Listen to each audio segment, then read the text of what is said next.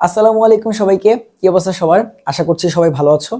আমাদের এবছরের বুয়েট প্রিলি যে ভর্তি পরীক্ষা সেটা কিন্তু আগামী 23শে জানুয়ারি অনুষ্ঠিত হতে যাচ্ছে এবং তোমরা অনেকেই ভাইয়ার থেকে কিন্তু বুয়েট প্রিলির জন্য একটা কমপ্লিট গাইডলাইন ভিডিও চাচ্ছিলে এবং আজকে আমি তোমাদের বুয়েট প্রিলি নিয়ে একটা কমপ্লিট গাইডলাইন দেওয়ার চেষ্টা করব, যেখানে ভাইয়া প্রথমে তোমাদের সাথে আলোচনা করব যে এখন এই মুহূর্তে তোমাদের করণীয় কি এবং প্রিলি নিয়ে কিন্তু ডেডিকেটেডলি এখন এই যে তোমার লাস্ট একটা সপ্তাহ, এই একটা সপ্তাহ পড়লেই তোমরা হচ্ছে যথেষ্ট। যদি ভালো মতো ভাইয়ার কথাগুলো শোনো, ভাইয়া যেগুলো বলবো সেগুলো যদি মানতে পারো তাহলে এই একটা সপ্তাহে যথেষ্ট। ভাইয়া নিজেও প্রিলির আগে একটা সপ্তাহে পড়ছিলাম এবং একটা সপ্তাহ পরেই কিন্তু প্রিলি খুব ভালোভাবে ক্র্যাক করছিলাম। এরপর আসো যে ভাইয়া এক্সাম হল স্ট্র্যাটেজি, তুমি যে প্রিলি ভর্তি পরীক্ষা দিতে বুয়েটে যাবা সেখানে তুমি কি কি করবা কি কি করবা না সেই সবগুলা ভাইয়া বলবো এবং এইটা অনেক বেশি ইম্পর্টেন্ট। ভাইয়া যে কথাগুলো বলবো একটু ঠান্ডা মাথায় শুইনো এবং মাইনা চলার চেষ্টা করো। আর লাস্টলি হচ্ছে কাটমার্ক নিয়ে কিছু কথাবার্তা বলবো যে কাটমার্কের আলটিমেটলি রিয়েল ট্রুথটা কি বুয়েটের প্রিলির তোমার হচ্ছে পার্সপেক্টিভে। তাহলে চলো আমরা হচ্ছে শুরুতে আসি যে ভাইয়া এখন আমি এই মুহূর্তে কি করব। সো ভাইয়া দেখো এখন তোমার করণীয় কি। তুমি অবশ্যই ইঞ্জিনিয়ারিং প্রস্তুতির জন্য একদম শুরু থেকে তোমার এইচএসসি রেজাল্টের পর থেকে কোনো না কোনো জায়গা থেকে পড়তেছো, তাই তো? একদম এইচএসসি পরীক্ষা তোমাদের যখন শেষ, তোমরা যখন অ্যাডমিশন প্রস্তুতি নেওয়া শুরু করলা তখন তোমরা অবশ্যই কোনো না কোনো জায়গায় ভর্তি হয়েছো, সেটা অফলাইন হইতে পারে, অনলাইন হইতে পারে। তোমরা অনেকে হচ্ছে অনলাইনে এসিএস এ ভর্তি হইছো, অফলাইনে উদ্ভাসে ভর্তি হইছো, আরো বিভিন্ন জায়গায় ভর্তি হইতে পারো, এটা কোনো সমস্যা নেই। বাট কথা হচ্ছে তোমরা সবাই তো ওই একই এলিমেন্ট পড়ছো। তোমরা ফিজিক্সের, কেমিস্ট্রির এবং হচ্ছে ম্যাথের জন্য কনসেপ্ট বুক পড়ছো, প্র্যাকটিস বুক পড়ছো, এরপর হচ্ছে প্রশ্ন ব্যাংক সলভ করছো। সেই প্রশ্ন ব্যাংকের মধ্যে আবার ইঞ্জিনিয়ারিং প্রশ্ন ব্যাংক, যেখানে হচ্ছে তোমার ওই যে সিকের ওয়েট, বুয়েট সবগুলোর এমসিকিউ থাকে। আবার তুমি স্পেশালি বুয়েটের একটা কোশ্চেন ব্যাংক পাইছো। সো দেখো এখন এই মুহূর্তে এসে তুমি আগে যা যা পড়ছো তোমার কিন্তু অলরেডি প্রায় 70 to 80%, আমি মিনিমাম বলতেছি যে অলরেডি তোমার সিলেবাসটা কিন্তু গোছায় আসতেছে, তাই না? একদম। আর যদি তোমার কাছে আমি কি মনে হচ্ছে আর কয়েকটা সময় পেলি আমি সিলেবাসটা পুরোপুরি গোছায় ফেলতে পারবো, অর্থাৎ তোমার সিলেবাসটা এখন প্রায় শেষ মুহূর্তে গোছায় যাচ্ছে এরকম অবস্থা। তো এখন তুমি যেটা করবা, প্রিলি 23 তারিখ, সো আজকে হচ্ছে 15 তারিখ, যে ভাইয়া ভিডিওটা করতেছি 15 তারিখ। সো এখনো প্রায় হচ্ছে তোমার 7 থেকে 8 দিনের মতো সময় আছে। তো তুমি যেটা করতে পারো, এই যে তোমার লাস্ট একটা সপ্তাহ 7 দিনের মতোই আছে, এই লাস্ট একটা সপ্তাহ তুমি যেটা করবা যে তোমার ফিজিক্স, কেমিস্ট্রি এবং ম্যাথের যেই তোমার হচ্ছে যতগুলা চ্যাপ্টার কমপ্লিট হয়েছে সেখানে কোনো ইম্পর্টেন্ট চ্যাপ্টার বাদ গেছে কিনা বা কোনো ইম্পর্টেন্ট চ্যাপ্টার তোমার এখনো কমপ্লিট করা বাকি কিনা, যেটা তুমি অ্যান্সার করতে চাও পরীক্ষাতে, সেইটা তুমি হচ্ছে যত ফাস্ট সম্ভব কভার করে ফেলো। যেমন অনেকেই ধরো এখনো যদি এরকম হয় যে ভাই আমি ডিফারেন্সিয়েশন এখনো বাদ রাখছি, আমি ত্রিকোণমিতি এখনো বাদ রাখছি, আমি কেমিস্ট্রিতে জৈব যৌগ এখনো পড়ি নাই, এইরকম যদি হয় তাহলে কিন্তু আসলে সমস্যা। ঠিক আছে? অর্থাৎ তুমি যেটাই করো না কেন আগামী 1 থেকে 2 দিনের মধ্যে এই যে এই জিনিসগুলা গোছায় ফেলো, অর্থাৎ তোমার সিলেবাসের যে কাহিনী সেটা গোছায় ফেলো। এরপর তুমি যেটা করবা, শুধুমাত্র প্রিলির জন্য তোমাকে বুয়েটের যে প্রশ্ন ব্যাংকটা দেওয়া হয়েছে সেই প্রশ্ন ব্যাংকে কিন্তু 2023 সালে যারা প্রিলি দিল তাদের প্রশ্ন ব্যাংক ছিল, মানে এইচএসসি 23 ব্যাচ, এইচএসসি 22 ব্যাচের প্রিলির প্রশ্ন আছে, এইচএসসি 21 ব্যাচের প্রিলির প্রশ্ন আছে। এবং এর আগে বুয়েটে কিন্তু আগে এমসিকিউ আসতো, তুমি গিয়ে দেখবা 14 অথবা 13 সাল থেকে শুরু করে 2000 সাল পর্যন্ত যে প্রশ্নগুলো আছে তোমার ওই বুয়েটের প্রশ্ন ব্যাংক, যেটা একদম শুধুমাত্র বুয়েটের প্রশ্ন ব্যাংক, ওইখানে কিন্তু অনেকগুলো এমসিকিউ এই প্রিলিতে তোমার হচ্ছে রিপিট হবে। তুমি দেখো অনেকগুলো না হলেও 4টা থেকে 5টা তো রিপিট হবে, তো 4 থেকে 5 মার্কে তুমি কিন্তু কম মনে করো না। সো তুমি ওই যে এতদিন যে ইঞ্জিনিয়ারিং প্রশ্ন ব্যাংকটা করছো, যেখানে হচ্ছে সিকের ওয়েট, আইউটি, তারপরে তোমার হচ্ছে বুয়েট সবকিছুর এমসিকিউ গুলা ছিল, সেই এমসিকিউ গুলা দেখবা বা এতদিন দেখা যদি থাকে তাহলে তোমার কাজ হচ্ছে বুয়েটে প্রশ্ন ব্যাংকটাকে খুব ভালো মতো করা এবং তুমি এতদিন কনসেপ্ট বুক থেকে যেই জিনিসগুলা পড়ছো সেগুলাকে বারবার রিভাইজ করা, এক্সট্রা কিচ্ছু করা লাগবে না। তোমার এখন প্রথম এবং ইম্পর্টেন্ট কাজ হচ্ছে তোমার যে ভাইয়া বুয়েটের যেই কোশ্চেন ব্যাংকটা আছে, বুয়েটের যে কোশ্চেন ব্যাংক এইটাকে তুমি হচ্ছে অন্তত পক্ষে 2 বার শেষ করবা। বুয়েটের যে প্রশ্ন ব্যাংকটা আছে অন্তত পক্ষে 2 বার শেষ করবা। কারণ কি, এইটা করলেই তুমি বুঝা যাবা যে বুয়েটের প্রিলিতে কিরকম এমসিকিউ আসে। অন্যান্য জায়গার প্রশ্ন ব্যাংক করে তুমি জাস্ট খালি কি করছো, প্রত্যেকটা কনসেপ্ট সম্পর্কে ধারণা নিছো। আর বুয়েটের প্রিলি পরীক্ষার আগে প্রিলির কোশ্চেন ব্যাংক কেন করতে বলতেছি বা বুয়েটের কোশ্চেন ব্যাংক কেন করতে বলতেছি, কারণ ওইটা করলে তোমার কি হবে, তুমি বুয়েটের টিচারদের তোমার হচ্ছে মাথাটা বুঝবা যে তারা কি প্রশ্নগুলো তোমাকে করতেছে বা তারা কি টাইপের প্রশ্নগুলো তোমাকে করতে পারে। তাহলে তুমি যেটা করবা, বুয়েটের কোশ্চেন ব্যাংকে ভাইয়া অন্তত দুইবার কারো যদি তোমার হচ্ছে একটু কি থাকে, তোমার হচ্ছে স্লো লার্নিং থাকে না, যে ভাই আমি একটু আস্তে আস্তে পড়তে পছন্দ করি, তাইলে তুমি জাস্ট আস্তে আস্তে আস্তে আস্তে করে দুইবার শেষ করো। কেউ যদি ফাস্ট লার্নার থাকো, যে ভাই আমি ফাস্ট লার্নার, আমি খুবই তাড়াতাড়ি পড়তে পারি, তাহলে তুমি হচ্ছে সেক্ষেত্রে কি করতে পারো, তুমি 3বারও শেষ করতে পারো। বাট এই যে 2বার করো 3বার করো, তোমার কোনো লস নাই, জাস্ট তুমি বুয়েটের টিচারদের যে কোয়েশ্চেন প্যাটার্নটা সেটা বুঝে যাবে, ঠিক আছে? তাহলে অন্তত 2বার তোমাকে কিন্তু এই কাজটা করতে হবে। ক্লিয়ার? আচ্ছা, এরপর ভাই কি করতে পারি, এখন আমি এর পাশাপাশি কি করতে পারি, ওই যে তুমি এতদিন ধরে যে ইঞ্জিনিয়ারিং প্রশ্ন ব্যাংকটা পড়ছো, সেই ইঞ্জিনিয়ারিং প্রশ্ন ব্যাংকটা থেকে তোমার হচ্ছে মোটামুটি যা যা পড়ছো সবকিছু একটু ওভারঅল রিভাইজ দিবা। আর কনসেপ্ট বুকটা তো তোমার কাছে আসেই। কনসেপ্ট বুকের ক্ষেত্রে ম্যাথ নিয়ে কিছু কথাবার্তা বলি, কারণ তোমাদের সমস্যা যেটা হয়, আচ্ছা 2 নম্বর জিনিসটা আগে লিখে ফেলি, যে ভাইয়া তুমি ইঞ্জিনিয়ারিং যে কোশ্চেন ব্যাংকটা আছে সেই কোশ্চেন ব্যাংকটাকে এতদিন যদি কেউ ইঞ্জিনিয়ারিং কোশ্চেন ব্যাংকটা একেবারেই না করে থাকো, তাহলে এখন এটা করার কোনো মানেই নেই।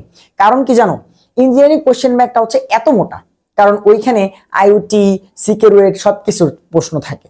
সো তখন আসলে আলটিমেটলি তুমি এত বড় কোশ্চেন ব্যাংকটা সলভ করতে পারবে না। তো সেই ক্ষেত্রে তুমি যেটা করতে পারো, তোমার জন্য ইজি প্রসেস হচ্ছে তুমি কনসেপ্ট বুক এবং সেখানে কিন্তু বিভিন্ন এমসিকিউ থাকে, সেগুলোকে তোমাকে সলভ করতে হবে। অর্থাৎ তোমাকে সবকিছু পড়ে যেতে হবে এন্ড বুয়েটের কোশ্চেন ব্যাংকটা সলভ করে দিতে হবে, তারপরে অ্যান্সার করতে হবে, ঠিক আছে? অর্থাৎ ইঞ্জিনিয়ারিং কোশ্চেন ব্যাংক এখন যদি তুমি প্রথমবারের মতো জীবনে করো, তাইলে আসলে এটা তুমি সলভ করতে পারবে না। এটা শুধু শুধু বলে লাভ নেই, এত বড় কোশ্চেন ব্যাংক তুমি এখন সলভ করতে পারবে না। সো ইঞ্জিনিয়ারিং কোশ্চেন ব্যাংক, ঠিক আছে? এটা কি করবা, এটা কি পুরোপুরি শেষ করা লাগবে? জাস্ট খালি টাইপগুলো দেখে যাবে। আচ্ছা, ফিজিক্সের একটা চ্যাপ্টার পড়ছি, নিউটন এন্ড মেকানিক্স, এই নিউটন এন্ড মেকানিক্স থেকে কি কি প্রশ্নগুলো হচ্ছে ইঞ্জিনিয়ারিং বিভিন্ন জায়গায় আসছে, কি কি প্রশ্নগুলো হচ্ছে বুয়েটেরটা তো তুমি করছোই, তো তুমি এমনি জানতে পারবা। এরপর আসো যে ভাই 3 নম্বরে কি বললাম, 3 নম্বরে আমি তোমাকে বলতেছি যে ম্যাথের ক্ষেত্রে স্পেশালি আমাদের ঝামেলাটা হয় ম্যাথের এমসিকিউ সলভ করতে গেলে, ঠিক আছে? সো ম্যাথের ক্ষেত্রে তুমি যেটা করবা, প্রত্যেকটা টাইপ ওয়াইজ হচ্ছে মনে রাখার চেষ্টা করবা, ঠিক আছে? প্রত্যেকটা টাইপ ওয়াইজ, যে এই টাইপের ম্যাথ হইলে এইভাবে অ্যান্সার করতে হয়, এই চ্যাপ্টারের অমুক টাইপের ম্যাথ আছে। ধরো জটিল সংখ্যা কি কি টাইপের ম্যাথ আছে, প্রথমত হচ্ছে ওই জটিল সংখ্যাকে বিভিন্ন আকারে প্রকাশ করতে হয়, যেগুলো ক্যালকুলেটর দিয়ে করা যায়। এখন আগে তো এইচএসসিতে আমরা বড় বড় করে করতাম, এখন ক্যালকুলেটর দিয়ে করা যায়। আচ্ছা, এই যে এখানে কিন্তু একটা জিনিস মনে পড়ে ফেললো ভাই, ক্যালকুলেটর দিয়েই তুমি দেখবা বুয়েট প্রিলির 7 থেকে 8টা এমসিকিউ মিলাই ফেলতে পারো। তাহলে ক্যালকুলেটর হ্যাক্স এগুলা কি নিয়েও কিন্তু সামনে কথা বলতেছি এক্সাম হল স্ট্র্যাটেজিসে। তার আগে শোনো যে ভাইয়া ম্যাথের ক্ষেত্রে তুমি কি করবা, যে প্রত্যেকটা টাইপ ওয়াইজ মনে রাখার চেষ্টা করবা, টাইপ ওয়াইজ, কারণ এইটার কোনো বিকল্প নাই। এটা তোমাকে প্রিলি বলো অথবা ইঞ্জিনিয়ারিং যে কোনো পরীক্ষায় বলো, ম্যাথ বুঝতে বা ম্যাথ মনে রাখতে তোমাকে হেল্প করবে। কারণ তুমি যত ভালো ম্যাথ পাও না কেন, তুমি যেহেতু অনেক কিছু একসাথে পড়তেছো, সো ভুলা যাওয়ার চান্সটা তোমার বেশি থাকে। সো ভুলা যাওয়ার চান্সটা বা ওই ম্যাথটা দেখবে একটা সহজ ম্যাথ পরীক্ষা হলে মিলাইতে পারতেছো না, ঠিক আছে? এবং এটা কিন্তু আমি নিজে ফেস করছি, যে একদম সহজ ম্যাথ আমার স্টুডেন্ট, আমি যখন অ্যাডমিশন পরীক্ষা দিই তখন আমি আমার স্টুডেন্ট পড়াইতাম, সো স্টুডেন্টদেরকে পড়ায় আসছি, স্টুডেন্টকে প্রমাণ করে দিয়ে আসছি, সেই প্রমাণ আসছে আমি দিতে পারিনি। তার মানে কি, ওই যে ওইটা যে পড়ছি ঠিক আছে, দেন আরো নতুন জিনিস পড়ছি, সেগুলো যখন মাথার মধ্যে ঢুকছে ওইটা বের হয়ে গেছে, কথা বুঝতে পারছো? বাট টাইপ ওয়াইজ তুমি হচ্ছে ম্যাথগুলোকে মনে রাখার চেষ্টা করবা, যে এই চ্যাপ্টারে এত এত টাইপ আছে, এত এত টাইপ গুলো আমরা এইভাবে করব, ঠিক আছে? এটা গেল ম্যাথ নিয়ে কথা। বা ফিজিক্সের ক্ষেত্রে তোমার থিওরিও কিছু প্রশ্ন আছে, ছোটখাটো প্রশ্ন আসে এন্ড ম্যাথও আসে। ম্যাথের ক্ষেত্রে ফিজিক্সে কোনো বড় ম্যাথ দেয় না, যে তুমি হচ্ছে একটা ম্যাথ করতে 5 মিনিট লাগবে, এরকম কোনো বড় ম্যাথ দেয় না। রকেটের ম্যাথ আসে, তুমি চিন্তা করে দেখো তো, রকেটে খালি সূত্র বসাবা ম্যাথ হয়ে যাবে, ক্যালকুলেটর দিয়ে চাপ দেওয়া হয়ে যাবে। নদী নৌকার ছোট্টখাটো ম্যাথ আসে, ঠিক আছে, যেগুলা করতে তোমার বেশি সময় লাগবে না। এরকম কোন এমসিকিউ দেয় না, বা এরকম কোন এমসিকিউ যদিও দেয় তাহলে তুমি সেটাকে দিবা না, কোনো সমস্যা নাই, ঠিক আছে? যদিও দেয় তুমি সেটাকে দিবা না, কারণ তোমার 100-র মধ্যে 100 পাইতে হবে না। এই যে এখানে অনেক গুরুত্বপূর্ণ একটা কথা বলতেছি, তোমার 100-র মধ্যে 100 পাইতে হবে না প্রিলিতে, সব বাদ দাও। তুমি আগে এই চিন্তাটা করে নাও যে তুমি কিন্তু 100 পাইতে পরীক্ষায় যাইতেছো না, কারণ বুয়েট পিলিতে ফার্স্ট হলেও তোমার কিছু যায় আসে না, বুয়েট পিলিতে লাস্ট হলেও তোমার কিছু যায় আসে না। তুমি লাস্ট হলেও রিটেন পরীক্ষা দিবা, তুমি ফার্স্ট হলেও রিটেন পরীক্ষা দিবা। তোমার মাথায় একটাই টার্গেট থাকা উচিত, আমি যেভাবেই হোক রিটেন পরীক্ষায় বসবো। এখন তুমি যদি হচ্ছে 100 টার্গেট নিয়ে গেলা, পরীক্ষা হলে গিয়ে 50টা আনসার করতে না পারলা, তখন তুমি কেমনে রিটেন পরীক্ষাটা দিবা? সো তোমার টার্গেটটা থাকবে এরকম যে আমি যতগুলা পারি, আমি যেহেতু এতদিন ধরে পড়ছি, তাহলে আমি অন্তত 50 থেকে 60টা এমসিকিউ পারবো। ওই 50 থেকে 60টে আমি কারেক্টলি দিয়ে আসবো। বুয়েটের এমসিকিউ আর অন্যান্য জায়গার এমসিকিউ কিন্তু সেম না। তুমি ভার্সিটির সাথে ইঞ্জিনিয়ারিং মিলাই তো লাভ নাই। এখানে তুমি হচ্ছে 100টা এমসিকিউ অ্যান্সার করতে পারবা না, কারণ এখানে তো ম্যাথ থাকে। ফিজিক্সে ম্যাথ দিয়ে দিছে, ম্যাথে তো সবই ম্যাথ। কেমিস্ট্রিতে দুই একটা থিওরি প্রশ্ন থাকে, সেটা আমি বলতেছি। বাট কথা হচ্ছে যে এখানে সব মিলে তুমি 60 এই রেঞ্জের আশপাশে 60 প্লাস মাইনাস তুমি যদি নাম্বার পাও, তাহলে তোমার চান্স নিশ্চিত। বুয়েট পিলিতে তুমি যদি 60 প্লাস মাইনাস নাম্বার পাও, তোমার চান্স নিশ্চিত। সো তোমার টার্গেটটা একটাই থাকবে যে আমি কিন্তু ফার্স্ট হইতে যাচ্ছি না, বা আমি সব অ্যান্সার করে উল্টায় ফেলবো, এরকম মেন্টালিটি নিয়ে আমি বুয়েট পিলি পরীক্ষা দিতে যাব না। ঠিক আছে? তাহলে এবার আসো যে ফিজিক্সের ক্ষেত্রে কিছু থাকবে থিওরি প্রশ্ন, খুবই কম, অনেক বেশি থিওরি কিন্তু আসে না, এবং ছোটখাটো ম্যাথ আসবে, ছোট থেকে মাঝারি ম্যাথ আসবে। কোনো বড় ম্যাথ তুমি পিলিতে দেখবা না, আর দেখলেও সেটা স্কিপ। ঠিক আছে?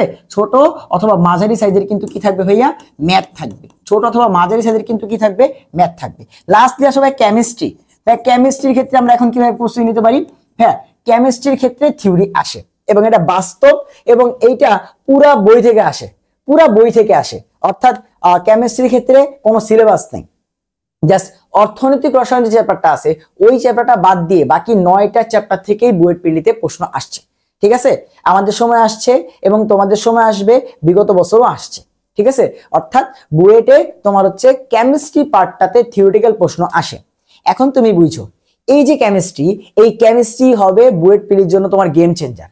যারা কেমিস্ট্রি খুব ভালো পারো, তাদের বুয়েট পিলি ক্র্যাক করা খুবই সোজা। ঠিক আছে? যারা কেমিস্ট্রি খুব ভালো পারো, আমি সত্যি একটা কথা বলতেছি, যারা কেমিস্ট্রি খুব ভালো পারো তাদের জন্য বুয়েট পিলিটা ক্র্যাক করা একটু সোজা হবে তোমার হচ্ছে বাকিদের থেকে। কেন? কারণ ওই যে কেমিস্ট্রিতে যে তোমার যদি তোমার 33টার মধ্যে যদি 15টা প্রশ্ন বা 20টা প্রশ্ন থিওরিটিক্যাল আসে, ওই যে 20টা প্রশ্ন, ওটা অ্যান্সার করতে তো অনেক বেশি সময় লাগবে না। যদি 20টা প্রশ্ন আমি পারা থাকে, তাহলে আমার অ্যান্সার করতে কতক্ষণ সময় লাগবে? 15 মিনিট, 10 মিনিট। সো ওই যে 10 থেকে 15 মিনিটে যখন 20 নাম্বার পেয়ে যাবা, বাকি যে সময়টুকু থাকবে তোমার কাছে, এই সময়টুকু 40 মিনিট, 45 মিনিট, এই 45 মিনিটে কি তুমি আর 40টা এমসিকিউ কারেক্ট করতে পারবা না? আর 35টা এমসিকিউ কারেক্ট করতে পারবা না? তাহলে 20 আর 35 কত হইলো? ওই যে 60 এর কাছাকাছি। অর্থাৎ তোমার টার্গেট থাকবে 60 প্লাস উঠানো। ঠিক আছে? 60 প্লাস মাইনাস উঠানো। তুমি ওই যে কাট মার্ক, অনেকেই বলবে যে 50 পাইও চান্স পাইছি, 45 পাইও পিলি পরীক্ষা দিছি, তোমার কাট মার্ক আবার এত নিচে তুমি নিয়ে যাও না। তুমি একটা মোটামুটি স্ট্যান্ডার্ড মার্ক 60, যে আমি আগে 60টা কারেক্ট করব, তারপরে যদি আরো 5টা এক্সট্রা পারি দিব, আরো 10টা এক্সট্রা পারি দিব, তবে 60 আমাকে ফার্স্টে কস করতে হবে। আমি 60টা এমসিকিউ পারি, আগে 60টা এমসিকিউ দিব, তারপরে বাকি প্রশ্নগুলা অ্যাপ্রোচ করব। কথা বুঝতে পারছো? কারণ আমাকে কোন রকমে তোমার হচ্ছে কি দিতে হবে? রিটেন পরীক্ষাটা দিতে হবে, পিলিটাকে উতরাইতে হবে। সো যতটুকু পর্যন্ত পিলি আমি উতরাবো, এই যে 60টা মার্ক, এটা দিয়ে আমি পিলিটা উতরাবো, তারপরে তোমার যদি হচ্ছে আরো পারো তুমি দিবা, কোনো সমস্যা নেই। কারণ যে 60টা যে দিছো, 60টাই তো আর কারেক্ট হবে না, তাই না? সো এই হচ্ছে কথা, যে ভাই কেমিস্ট্রি তোমার জন্য হবে হচ্ছে পিলিতে গেম চেঞ্জার। কেমিস্ট্রি তোমার জন্য হচ্ছে পিলিতে গেম চেঞ্জার। কারণ এমন হইতেই পারে যে ফিজিক্সে সব ম্যাথ দিয়ে রাখছে, কোনো থিওরি প্রশ্ন দেয় নাই, এবং মোটামুটি কয়েকটা বড় প্রশ্ন দিয়ে রাখছে, তখন তুমি ধরা খাওয়া যাবে না পরীক্ষা হলে। তোমার কাছে তো টাইম নাই ভাই, 60 মিনিটের মধ্যে অ্যান্সার করতে হবে। তো তখন যারা কেমিস্ট্রি পারবে তারা কি করবে? কেমিস্ট্রিতে 20টা থিওরি প্রশ্ন আসবে, ওটা সুন্দর মতো দিয়ে ফেলবে। তো 20টা থিওরি প্রশ্ন দিয়ে ফেললে ওর টাইম লাগবে না। কিন্তু তোমার তো হচ্ছে কেমিস্ট্রি দুর্বল, তোমার কি ফিজিক্স এবং ম্যাথ দিতে গেলে অবস্থা খারাপ হয়ে যাবে। ঠিক আছে? হ্যাঁ, রিটেনে গেলে আবার হিসাব আলাদা, ম্যাথে আছে তোমার কয়টা? ম্যাথে আছে 14টা, ফিজিক্সে 13টা, 27টা প্রশ্ন। ওই 27টা প্রশ্নের মধ্যে তুমি তো 20টা যদি বাইরে ফেলো, তখন তোমার হচ্ছে তোমার ওই রিটেনের যে সিনারিওটা চেঞ্জ হয়ে যাবে। রিটেনের সিনারিও আবার আলাদা, বাট এইখানের সিনারিও আলাদা, কারণ এখানে মাত্র 60 মিনিটের মধ্যে তোমাকে কি করতে হবে? অন্তত পক্ষে 60 টার্গেট করে আগাইতে হবে। তাহলে যে কেমিস্ট্রির জন্য কি করব? কেমিস্ট্রির জন্য যে 9টা চ্যাপ্টার আছে, সেই 9টা চ্যাপ্টারের জন্য তুমি যদি মেইন বুকটা একবার পড়তে পারো, তাহলে তোমার আর কিচ্ছু লাগবে না।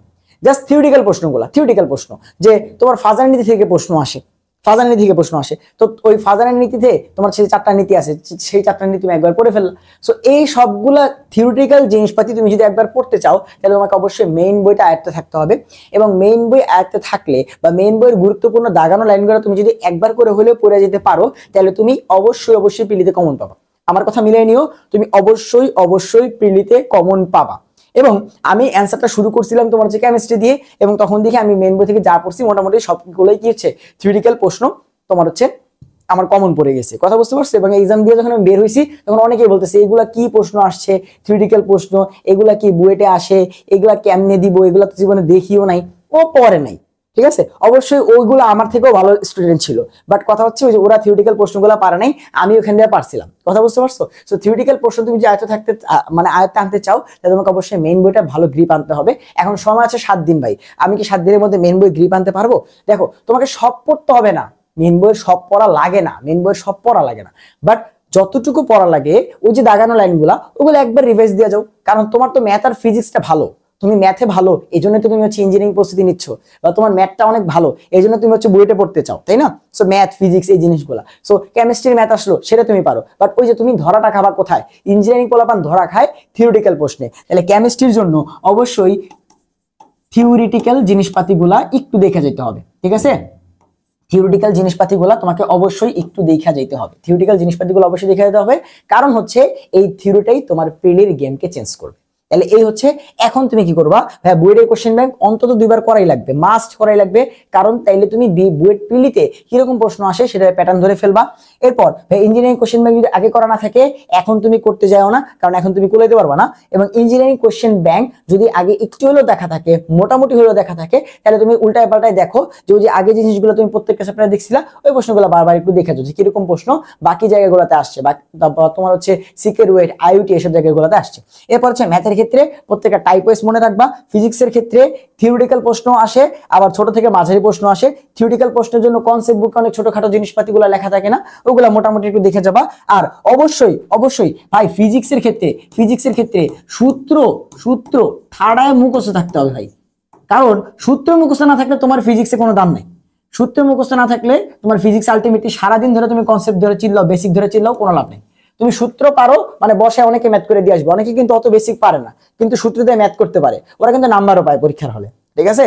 সো বেসিক তোমার পরীক্ষার হলে নাম্বার পাইতে কাজ করবে না, তোমার হচ্ছে সূত্রে তুমি অনেক ম্যাথ মিলিয়ে দিয়ে চলে আসতে পারবা। সো সূত্র মুখস্থ রাখা লাগবে, কারণ সূত্র না বসাতে পারলে তুমি হচ্ছে কি করতে পারবে না, ক্যালকুলেটর চাপতে পারবে না, নাম্বার আর পাবা না, ঠিক আছে। সো এন্ড কেমিস্ট্রির ক্ষেত্রে তুমি অবশ্যই মনে রাখবা যে থিওরি কিন্তু অনেকের গেম চেঞ্জ করবে। অনেক ভালো স্টুডেন্ট ম্যাথ আর ফিজিক্স পারে কিন্তু কেমিস্ট্রির জন্য পিডি উতরাইতে পারবে না, তুমি জাস্ট খালি দেখে রেখো। এবার আসে এক্সাম হল স্ট্র্যাটেজিস। সো এক্সাম হলে তোমাদের কোয়েশ্চেনটা 5 মিনিট আগে দিবে, ঠিক আছে, তোমাদের প্রশ্নটা 5 মিনিট আগে দিবে। সো তখন তোমাদের কাজটা কি, তখন তোমাদের কাজ হচ্ছে পুরো প্রশ্নটাকে ভালো মতো চেক করবা যে কোনো জায়গায় ছেঁড়া, কোনো জায়গায় কোনো সমস্যা আছে কিনা, কারণ অনেকেই কোশ্চেনটা কি করে প্রশ্ন পড়া শুরু করে দেয়, বই টিচাররা খুব একটা বাধা দেয় না, কথা বুঝতে পারছো। মানে তারা দিক দিয়ে ধরো হচ্ছে সবাইকে খাতা বিলি করতেছে, তুমি বললা যে আমি তো অনেক শেয়ান, আমি কি করি ওই যে সে ওদিক তাকায় আছে আমি এখান থেকে প্রশ্নটা লিখে ফেলি, ঠিক আছে, দরকার নেই। তোমার কাছে 60 মিনিট এরপরেও আরো এক্সট্রা আছে, কোনো সমস্যা নেই। 5 মিনিটে তুমি হচ্ছে ভালো মতো একটু দেখো যে কোনো জায়গায় সমস্যা আছে কিনা, ঠিক আছে। দেন যা যা ফিল আপ করা লাগে খুবই ঠান্ডা মাথায় ফিল আপ করো। পরীক্ষা অনেক ভালো হয়েছে কিন্তু ওই যে ওইখানে একটু ফিল আপ করে ভুল করছো, রেজাল্ট আসেনি, অহরহ হয়। সো যেখানে সিগনেচার করতে হবে, নাম দেওয়া লাগবে, খুব ভালো মতো দাও, টিচাররা এসে সাইন করবে, দেখো সবকিছু ঠিকঠাক আছে কিনা। এরপরে যদি ধরো 1 থেকে 1.5 মিনিট সময় থাকে, আমার ক্ষেত্রে ধরো হচ্ছে 1 মিনিট সময় ছিল, বুঝছো, এই সবকিছু করে ফেলার পরেও 5 মিনিটের মধ্যে 4 মিনিট শেষ, আর 1 মিনিট সময় ছিল, ওই 1 মিনিট আমি হচ্ছে তোমার কেমিস্ট্রি দিকে চলে গেছি, কারণ আমি জানি ফিজিক্স এবং ম্যাথ করে আমি 1 মিনিটে পারবো না, ঠিক আছে। আমি কেমিস্ট্রিতে চলে গিয়ে 3টা প্রশ্ন সলভ করে ফেলছিলাম, কথা বুঝতে পারছো। থিওরিক্যাল প্রশ্ন খালি দেখি যে ব্যাপন হার কোনটা বেশি, এইটা মেহেদি পাতায় কি লাসন, কথা বুঝতে পারছো। মানে এই জিনিসগুলা তোমার হচ্ছে কখন, যখন আমার কাছে এক্সট্রা 1 মিনিট সময় ছিল সবকিছু ভালোভাবে চেক করার পরে, আর তোমার কাছে ধরো সময় নেই, তাহলে কোনো দরকার নেই, ঘন্টা দেখ সবকিছু কাজ শেষ হোক তারপরে অ্যান্সার শুরু করো, ঠিক আছে। এখন ভাইয়া এক্সাম হলে আমি এক্সামটা শুরু করব কোন সাবজেক্ট দিয়ে? আমি প্রেফার করি যে তুমি থিওরিটিক্যাল প্রশ্ন যেহেতু কেমিস্ট্রিতে বেশি, থিওরিটিক্যাল প্রশ্ন যেহেতু ওই কেমিস্ট্রিতে বেশি, তাহলে তুমি কেমিস্ট্রি দিয়ে শুরু করো, ঠিক আছে, আমি প্রেফার করি। এখন তুমি ধরো কেমিস্ট্রিতে অনেক বেশি দুর্বল, এখন তুমি ভাইয়ের কথা শুনে কেমিস্ট্রি দিয়ে শুরু করতে গেলা এবং কেমিস্ট্রি কিছুই পারতেছো না, পরে তোমার হচ্ছে মন মেজাজ ভেঙে গেল, বাকি এক্সামটাও খারাপ হলো, তাহলে কোনো দরকার নাই।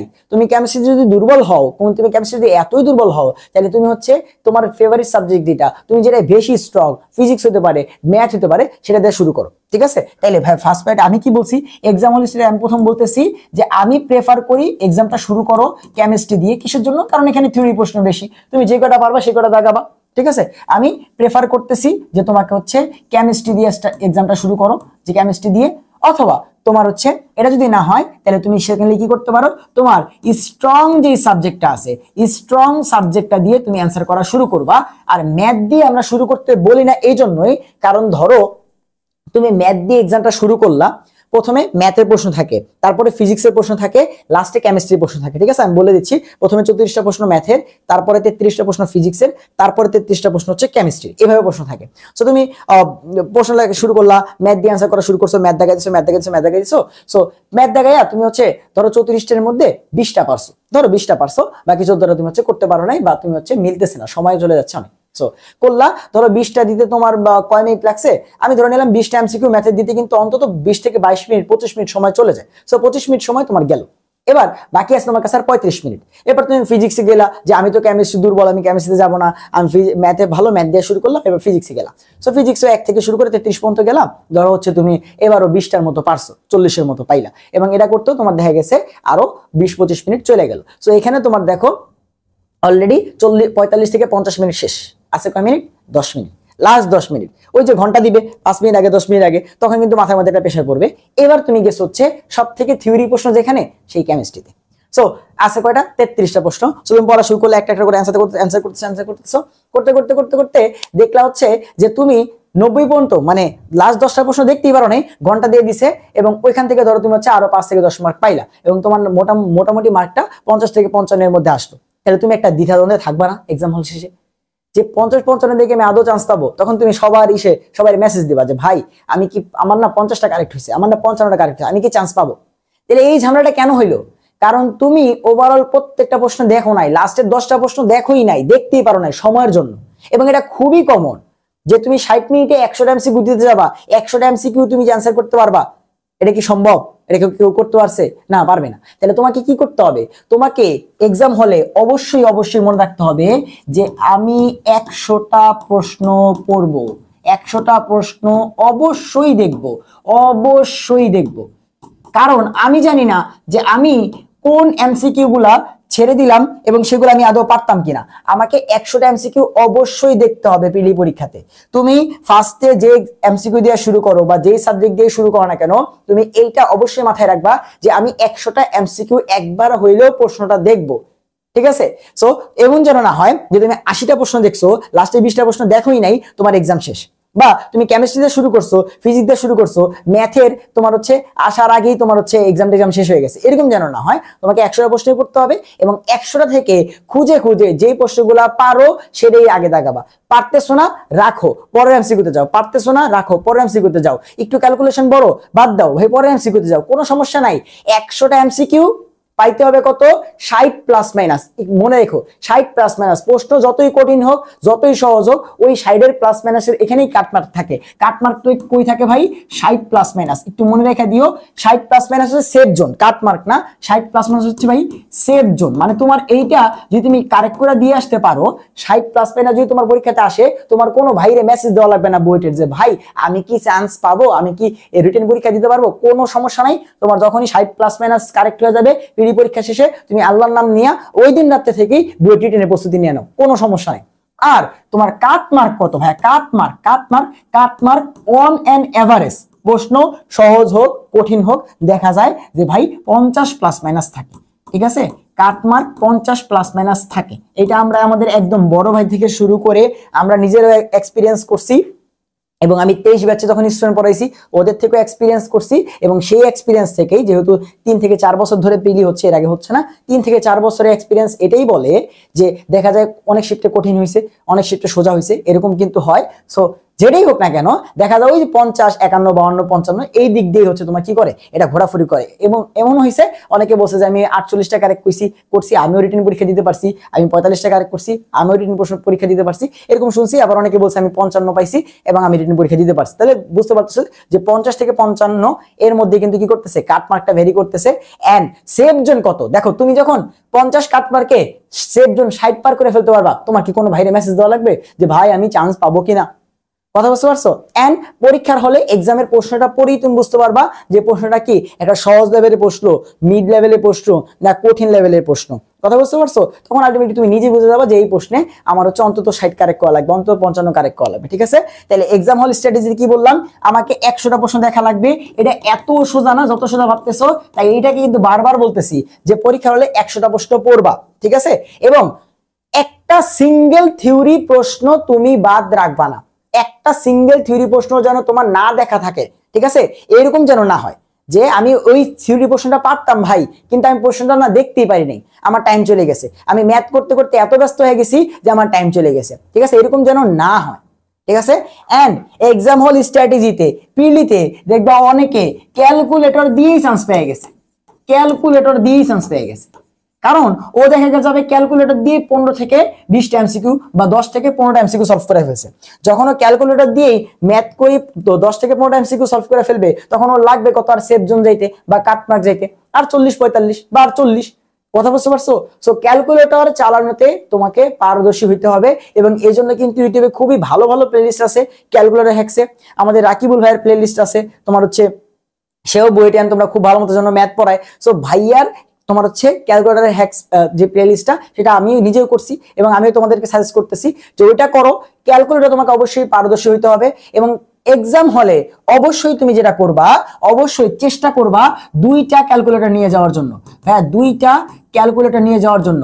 তুমি জানো না যে ভাই তোমার ভাগ্যে আল্লাহ তাআলা কি রাখছে। তুমি অনেক ভালো, তোমার 2 বছরের ক্যালকুলেটর সারা জীবন প্রত্যেকদিন তোমাকে সাপোর্ট দিছে, ওই দিন পরীক্ষার হলে গিয়ে বন্ধ হয়ে গেল, কি করবা বলো, কি করবা? এবং ক্যালকুলেটর হিসেবে আমি সাজেস্ট করি যে তুমি হচ্ছে ইএক্স, তোমার হচ্ছে যেই 991 আছে সেটা নিয়ে যেতে পারো। এন্ড এটা তো এখন বাজারে পাওয়া যায় না, এটা যদি না থাকে তাহলে তোমার যে ES991 আছে, বাকি যা আছে এরকম 2টা ক্যালকুলেটর তুমি নিয়ে যাও, কোনো সমস্যা নাই। বাট ইএক্স হইলে ভালো, কারণ হচ্ছে ইএক্স দিয়ে যে তোমরা জানো চতুর্ঘাত গুলো সমাধান করা যায়, একটু ফাস্ট সলভ করা যায় আননোন গুলা, তাই না? সো এই হচ্ছে কনসেপ্ট। তাহলে ওভারঅল দেখো, ফার্স্টে কি বললাম যে ভাইয়া তোমাকে এখন কোয়েশ্চেন ব্যাংকটা খুব ভালো মতো সলভ করতে হবে, বুয়েটের যেটা সেটা। ইঞ্জিনিয়ারিং প্রশ্ন ব্যাংক এতদিন পড়ছো, কনসেপ্ট বুক এতদিন পড়ছো, সেগুলোকে বারবার একটু উল্টাপাল্টা রিভাইজ দিবা, প্রত্যেকটা টাইপ দেখবা, ফিজিক্সের ক্ষেত্রে ম্যাথের ক্ষেত্রে প্রত্যেকটা টাইপ অবশ্যই দেখবা, কারণ ম্যাথের টাইপই তুমি ভুলবা। ঠিক আছে? যে এটা ওই টাইপের ম্যাথ, এগুলো ভুলে যাবা। আর কেমিস্ট্রি ক্ষেত্রে কি বললাম, যেভাবেই পারো থিওরিটিক্যাল প্রশ্নগুলো পড়ো, বইয়ের দেখানো লাইনগুলো একটু দেখো, কনসেপ্ট বুক থেকে যে থিওরি প্রশ্নগুলো আছে সেগুলো একটু দেখো। ঠিক আছে? এরপর আসা হচ্ছে এক্সাম হল স্ট্র্যাটেজি। তাই এক্সাম হলে 5 মিনিট আগে প্রশ্ন দিবে, ওই 5 মিনিটে খুবই ঠান্ডা মাথায় যা যা ফিল আপ করা দরকার তাই ফিল আপ করবে। প্রশ্ন দেখার দিকে আগে দৌড় দিও না, তোমার সবকিছু কমপ্লিট হয়েছে, এবার তুমি এক্সামটা শুরু করো। এক্সাম শুরু করার ক্ষেত্রে তুমি ফিজিক্স, ম্যাথ, কেমিস্ট্রি এর মধ্যে যেটা ভালো পারো সেটা দিতে পারো। অথবা ভাইয়া যেটা বললাম যে যেহেতু আমাদের কেমিস্ট্রিতে থিওরিটিক্যাল প্রশ্ন আসবে, সব থেকে বেশি আসবে, তাই তুমি কেমিস্ট্রি দিয়েও শুরু করতে পারো। কারণ তখন ওই 33টা প্রশ্নের মধ্যে যখন 20 থেকে 22টা কারেক্ট হয়ে যাবে কম সময়ের মধ্যে 10 থেকে 12 মিনিটে, তখন তোমার কনফিডেন্স আসবে যে অলরেডি 20 পেয়ে গেছি 10 থেকে 12 মিনিটে, এখন সময় আছে 40 মিনিট, আমাকে পাইতে হবে আর 40 বা আর 35। কথা বুঝতে পারছো? এই কনফিডেন্সটা আসবে কখন আসবে? যখন তুমি ওই যে থিওরিটিক্যাল প্রশ্নগুলো দেখে ফেলবা। বা তুমি ফিজিক্সে ভালো, ফিজিক্স দিয়ে শুরু করলা, 20 মিনিটের মধ্যে ফিজিক্সের তোমার হচ্ছে 22-25টা কারেক্ট করে ফেললা, দেখবা কনফিডেন্স চলে আসছে। সো পারা জিনিসটাই আমরা আগে দিতে বলি, এজন্যই কনফিডেন্স আসার জন্য। এখন এমন একটা সাবজেক্ট দিয়ে শুরু করলা যেটা পারো না, তুমি কেমিস্ট্রি উইক, বাট ভাইয়ের কথা শুনে অ্যান্সার করা শুরু করলা, ওকে, দেন তুমি হচ্ছে দেখলা যে অ্যান্সারই করতে পারতেছো না, কনফিডেন্স শেষ, ওইখানে এক্সাম শেষ, তারপর তুমি আমার এসে গালি দিও। আমি কিন্তু 2টা অপশনই তোমার জন্য রাখছি, তোমার জন্য যেটা বেস্ট সেটা করো। অথবা তুমি যে এখন বাসায় বসে বসে পরীক্ষা দাও, 1টা 2টা পরীক্ষা দিয়ে দেখো যে তুমি কোনটা ভালো অ্যান্সার করতে পারতেছো, দেন তুমি ডিসাইড করবা যে তুমি পিলিতে গিয়ে কি করবা। ঠিক আছে? এন্ড এক্সাম হল আরেকটা জিনিস যে সবগুলা প্রশ্ন একবার হইলেও যেন তোমার দেখা থাকে, কোনোভাবেই এই জিনিসটা বলা যাবে না। আর ক্যালকুলেটর ইউজ করাটা শিখতে হবে। কাটমার্কের ক্ষেত্রে 50 প্লাস মাইনাস থাকে, আর সেফ হচ্ছে 60 প্লাস মাইনাস। তুমি 60টা প্লাস মাইনাস কারেক্ট করে দিয়ে আসতে পারলে তোমার কোনো ভাইকে মেসেজ দেওয়ার দরকার নাই, তুমি রিটেন পরীক্ষার প্রস্তুতি নেওয়া শুরু করে দিবা। আর আরেকটা জিনিস যে ভাইয়া কাটমার্কের বিষয়টা তো বুঝলাম, সো এখানে কি নেগেটিভ মার্কিং আছে কিনা, নেগেটিভ মার্কিং।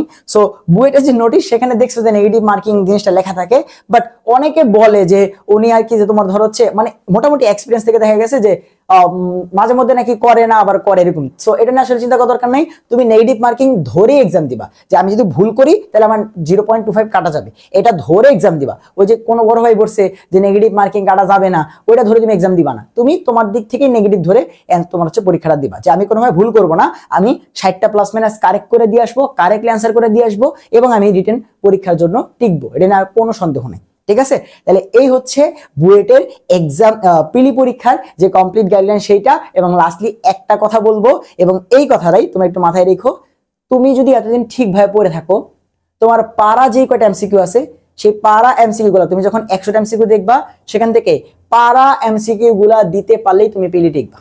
শেষ, এটা আমার লাস্ট কথা ছিল, যে তুমি তোমার পারা এমসিকিউ গুলা যদি দিতে পারো ভাই এক্সাম হলে, কোন রকমের যদি তুমি হচ্ছে উল্টাপাল্টা কাজ পরীক্ষা না করো, পারা জিনিসগুলো খালি যদি দিয়ে আসতে পারো, তাহলে তুমি টিকবা। আর নাইলে তোমার এসে কমেন্ট করা লাগবে যে ভাই পারা জিনিস ছিল, সোজা জিনিস ছিল, আমি দিতে পারিনি, আমি চান্স পাইনি, অথচ আমি সবগুলোই কিন্তু পারতাম। সো এই ভুলটা যেন না হয়, এই আফসোসটা যেন সারা জীবন তোমাকে না পড়ায়, সেই শুভকামনা তোমাদের সবার জন্য রইল। তাহলে সবার সাথে আবারও তোমার হচ্ছে দেখা হবে বুয়েট প্রিলি পরীক্ষার পর রিটেন পরীক্ষার সাজেশন নিয়ে। সেই পর্যন্ত সব ভালো থাকো, সুস্থ থাকো, আল্লাহ হাফেজ।